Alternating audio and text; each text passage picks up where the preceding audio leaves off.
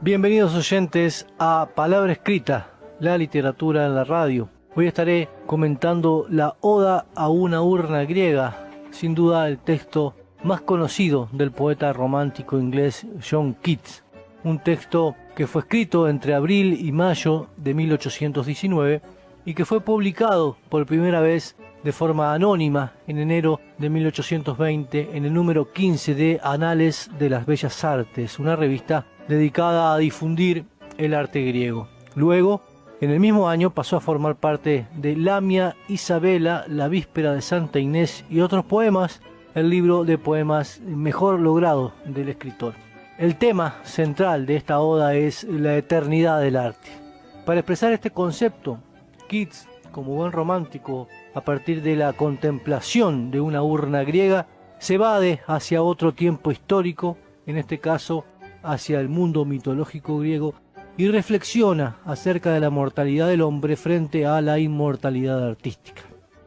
Aunque algunos estudiosos de la obra de Keats han tratado de identificar la urna concreta a la que se refiere la oda, es muy probable que esta no exista. El poeta seguramente se inspiró tanto en lecturas como en las pinturas y esculturas que pudo ver en el Museo Británico. Se ha especulado sobre la posibilidad de que la urna referente para la inspiración de Keats sea la que aparece al fondo y en la parte superior del óleo titulado Charles Townley y sus amigos en la Galería Park Street del pintor alemán John Joseph Sofani. Es indudable también el gran impacto que produjeron en el poeta la colección de mármoles procedente de Atenas que llevó a Gran Bretaña Thomas Bruce, el conde de Elgin. Esta colección, conocida precisamente como los mármoles de Elgin, recrea en fragmentos del friso original del Partenón, como en algunas esculturas, pasajes del mundo mitológico griego. En el mismo año en que escribió Oda a una urna griega, John Keats también hizo un dibujo que tituló El jarrón de Sosibios, una obra inspirada en un jarrón del escultor ateniense Sosibios, que en algún momento perteneció a Luis XIV. Aunque lo más seguro, como referí, es que no exista esa urna concreta que tantos han querido encontrar, es importante hacer estas referencias porque sin duda forman parte de ese universo artístico que devino finalmente en la creación del poema con el que voy a trabajar. Oda a una urna griega. 1. Tú, novia aún intacta de la tranquilidad, tú, hija adoptiva del silencio y del tardo tiempo, historiadora selvática que puedes expresar un cuento adornado con mayor dulzura que nuestra rima. ¿Qué leyenda con guirnaldas de hojas ronda tu forma de deidades o mortales o de ambos? ¿En Tempe o en las cañadas de Arcadia? ¿Qué hombres o dioses son esos? ¿Qué doncellas reacias? ¿Qué loco propósito? ¿Qué lucha por escapar? ¿Qué caramillos y panderos? ¿Qué loco éxtasis? 2. Las melodías conocidas dulces son, pero las desconocidas aún son más dulces.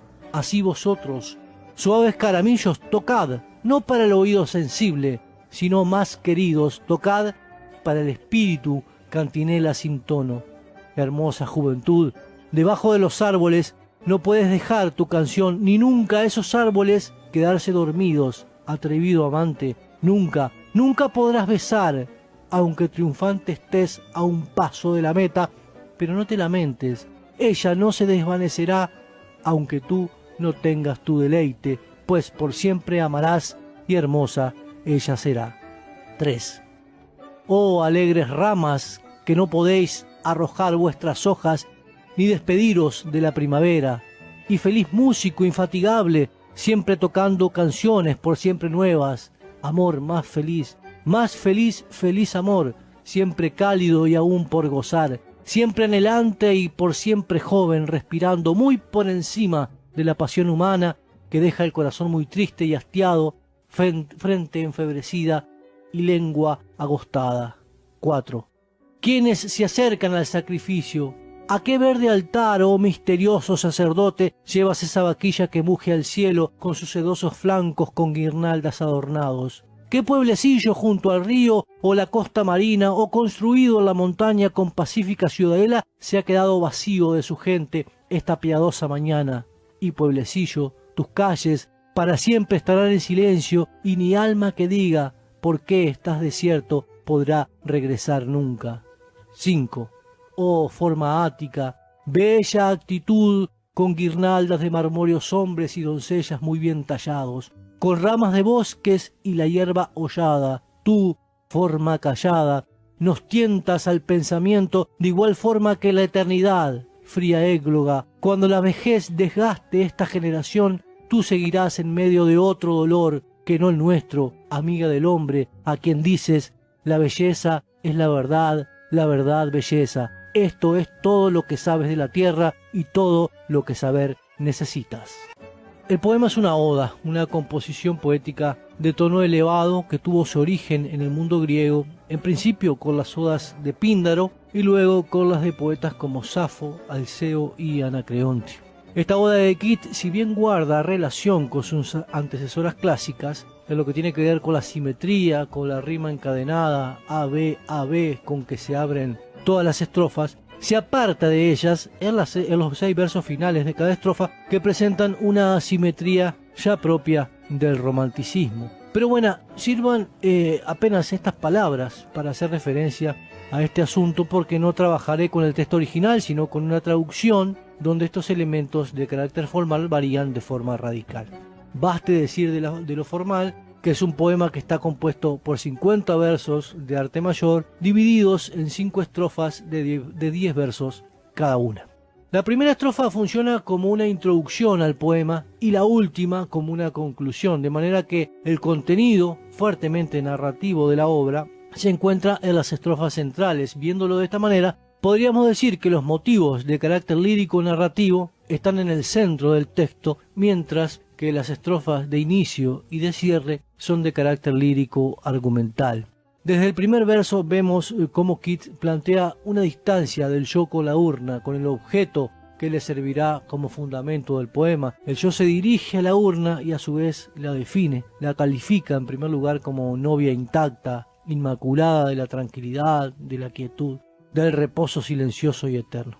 Luego la llama hija adoptiva del silencio y del tardo tiempo.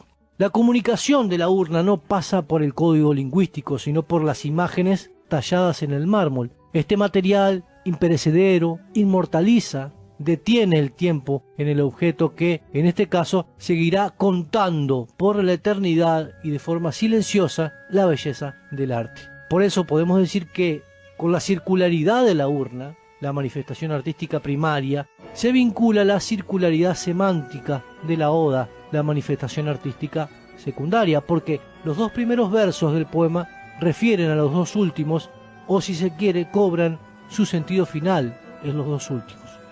La información que trae impresa la urna, lo que comunica el objeto, es señalado por el poeta como un cuento adornado con mayor dulzura que nuestra rima. O sea que le da más valor a la plasticidad de las imágenes talladas en el mármol que a la comunicación lingüística. La dulzura, lo agradable que pudo transmitir el artista primario, el escultor de la urna, no puede llegar a ser expresado en esta segunda obra hecha de palabras.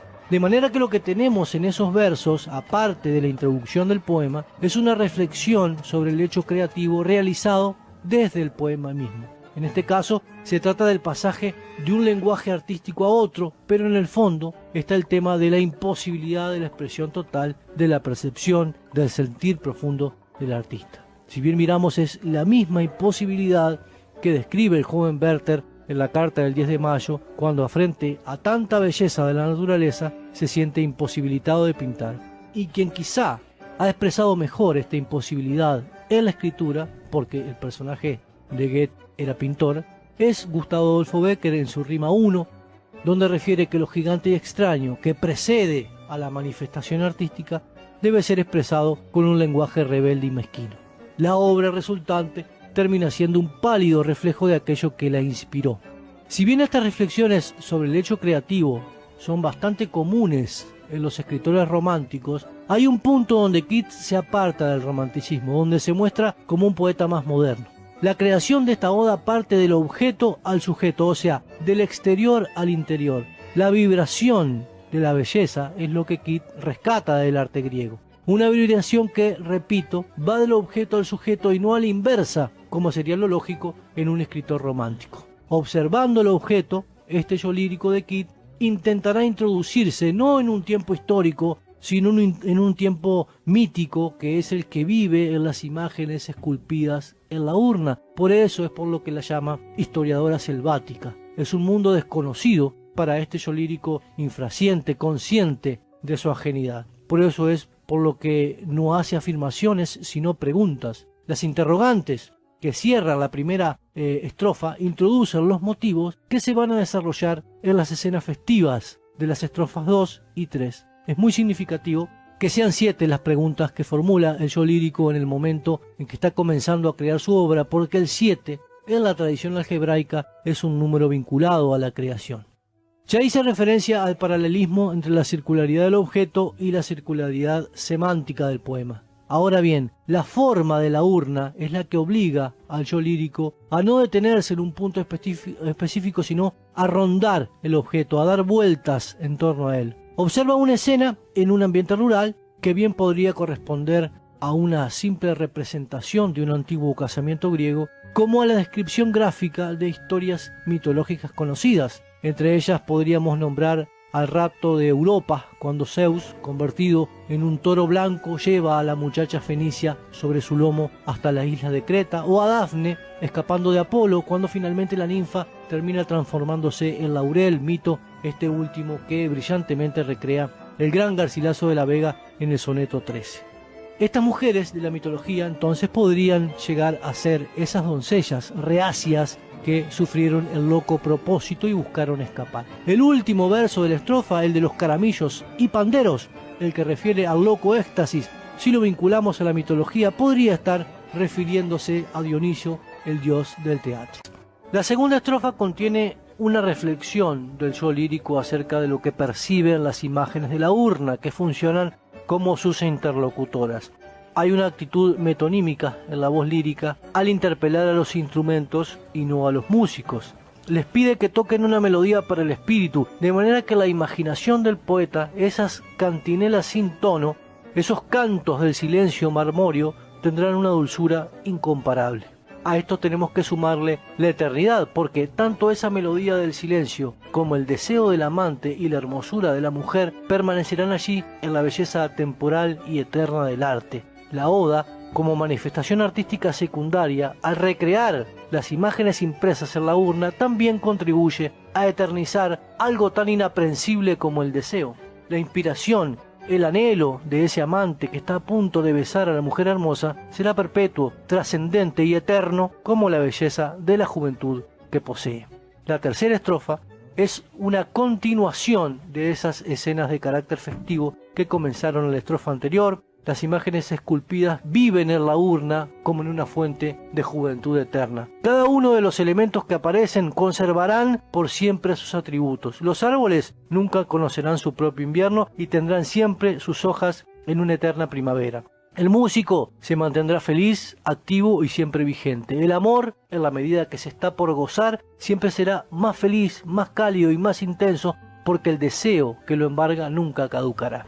Quizás el logro mayor de la oda es, de alguna manera, darle aliento a todo ese mundo marmóreo donde, lejos de habitar lo muerto e inanimado, vive eternamente el arte. Vive y respira como el amor de esos jóvenes esculpidos, muy por encima de la pasión humana, porque no se trata de una vida fugaz, sino eterna. Los elementos que el poeta elige para mostrar la variabilidad y la finitud del tiempo humano, opuesto al tiempo artístico, son el corazón, la frente y la lengua, símbolos de la emotividad, el intelecto y el lenguaje. La cuarta estrofa presenta una imagen diferente de la urna. Se trata de una escena previa a un sacrificio de una vaquilla. Si bien Keats recrea el mundo mitológico griego sin hacer puntualizaciones y sirva para ejemplificar esto, el adjetivo misterioso que acompaña a la palabra sacerdote, es muy probable que para escribir esta parte de la oda se haya inspirado en una escena del friso del Partenón, donde se representa la procesión de las Panateneas. Nuevamente, mediante preguntas retóricas, el yo lírico interpela a la novia intacta de la tranquilidad. De la procesión se destaca la figura del sacerdote y fundamentalmente la de la vaquilla. Es muy significativo el gesto de ese animal que está próximo a morir, ya que al mugir mirando al cielo pareciera como si supiera de su destino. Finalmente, esa procesión campestre ha llevado a que una ciudad quedara desierta y así permanecerá eternamente porque ni siquiera un alma podrá regresar a sus calles silenciosas. Como indiqué en el comienzo de este análisis literario, la estrofa final supone la conclusión del poema. En ella, ahora de forma exclamativa, el poeta se vuelve a referir a las imágenes que la urna contiene, vuelve a aparecer el concepto de la eternidad de la belleza frente a la fugacidad de la vida del hombre. La urna es una amiga del hombre en tanto que funciona como un puente entre lo temporal y lo intemporal. Para Keats, la urna es una forma de la verdad de su propia imaginación, y lo es porque es bella. La verdad de la belleza artística es eterna, eso parece querer decir la urna en los dos enigmáticos últimos versos.